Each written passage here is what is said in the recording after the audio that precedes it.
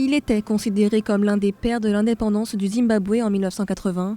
L'ancien président Robert Mugabe est décédé à l'âge de 95 ans. Il accéda à la présidence du pays en 1987, après avoir lutté contre le gouvernement de l'ancien chef d'État anglo-rhodésien Ian Smith. Robert Mugabe est ainsi devenu une figure de la lutte anticolonialiste, lutte qui lui a valu une certaine popularité auprès des Zimbabwéens et sur l'ensemble du continent africain. C'est avec la plus grande tristesse que j'annonce le décès du père fondateur du Zimbabwe et de l'ancien président, le commandant Robert Mugabe. Le commandant Mugabe était une icône de la libération, un panafricain qui a dédié sa vie à l'émancipation de son peuple. Sa contribution à l'histoire de notre nation et de notre continent ne sera jamais oubliée. Que son âme repose en paix.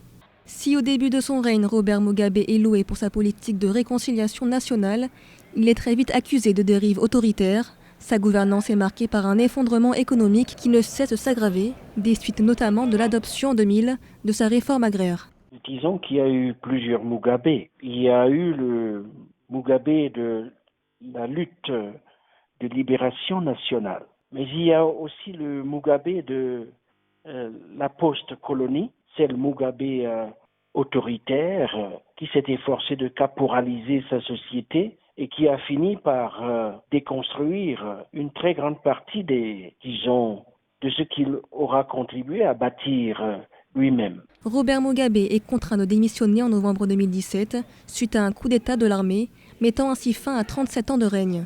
Il est remplacé par son ancien vice-président Emmerson Mnangagwa, laissant derrière lui un pays ravagé par une crise économique sans précédent.